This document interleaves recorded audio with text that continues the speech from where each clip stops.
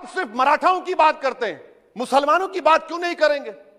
मराठाओं को जरूर दीजिए, मगर आपके इस बड़े दिल में क्या उन गरीब मुसलमानों के लिए धड़कता हुआ दिल नहीं है कि हम सिर्फ भिखारी हैं, आपका वोट हासिल करेंगे, आपको नेता बनाएंगे, मुख्यमंत्री बनाएंगे, प्रधानमंत्री बनाएंगे और हमको क्या मिलेगा? इफ्तार की दावत और मुंह में खजूर।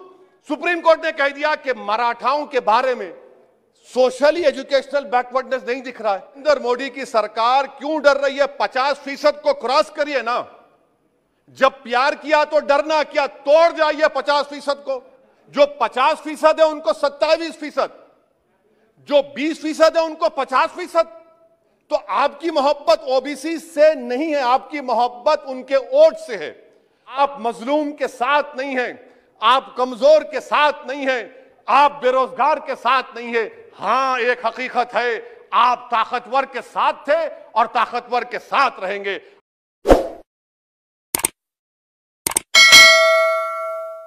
बड़ी बड़ी बातें हुई कि ओबीसीज के लिए सरकार है।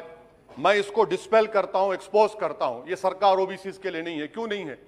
National commission of scheduled caste, national commission of scheduled tribe जो है 338B में उनको जो इख्तियार दिया गया है वो प्लान एंड पार्टिसिपेट करने का।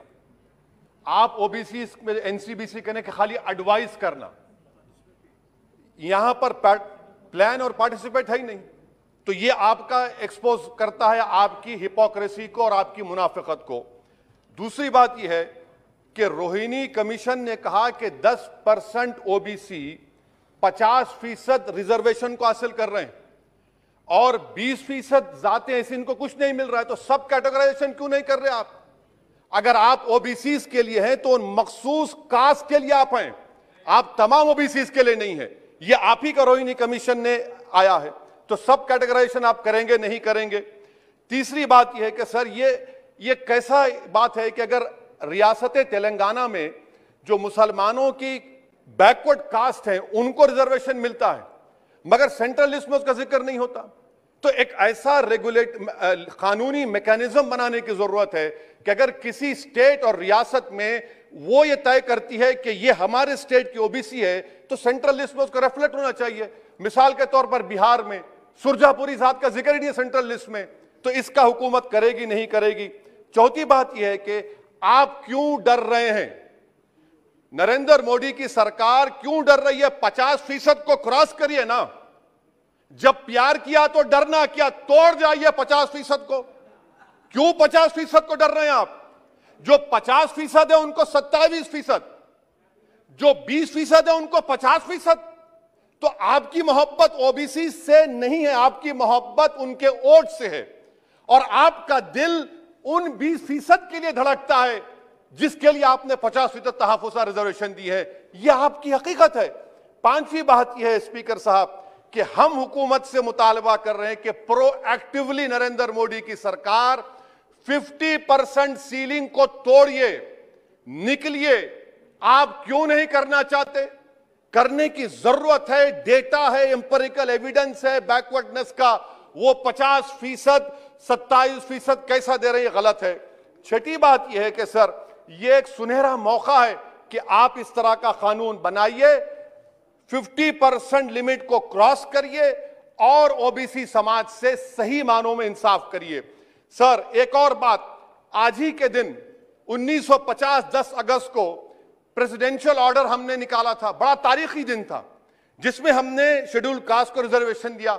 मेरा हुकूमत से मुतालबा है, मैंने कांग्रेस की हुकूमत थी वहां बैठता था मैं, आज यहां बैठकर भी तीसरी मर्तबा कह रहा हूं कि 1950 का प्रेसिडेंशियल ऑर्डर रिलीजन की बुनियाद पर बनाया गया जो राइट टू इक्वालिटी के खिलाफ है, जो राइट टू इक्वालिटी के खिलाफ है।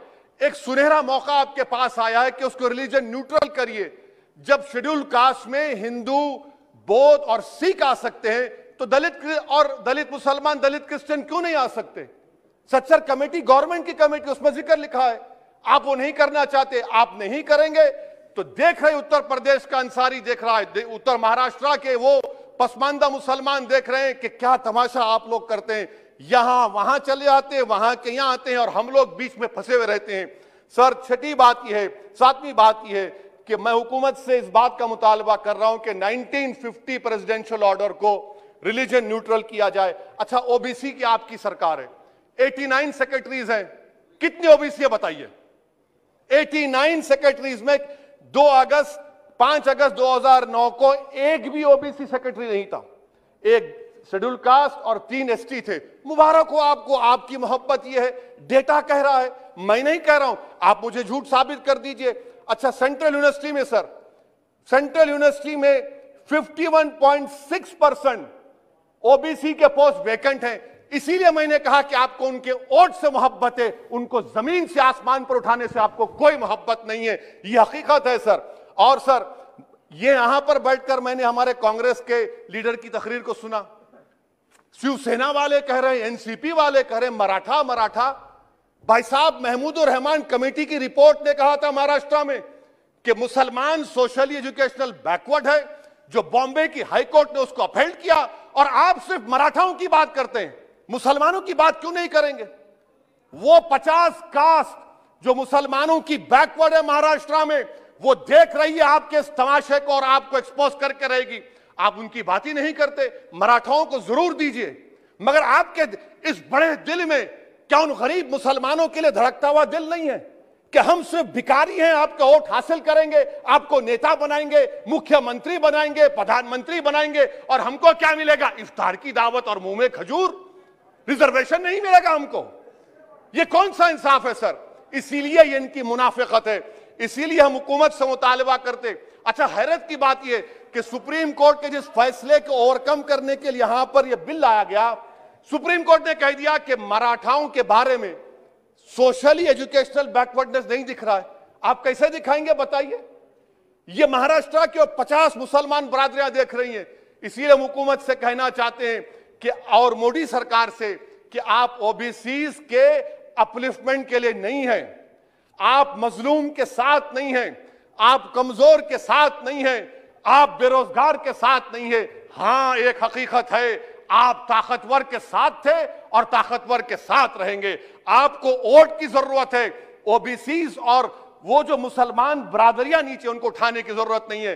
स्पीकर साहब, यह बिल यकीनन अच्छा है, मैं इसकी तारीफ करता हूं। और गालिब ने बड़ा खूब कहा था कि यह जो तमाशा मैं देखता हूं कि बजीचे अतफाल है, दुनिया मेरे आगे, होता है सब शब रोज, तमाशा मेरे आगे। शुक्रिया सर।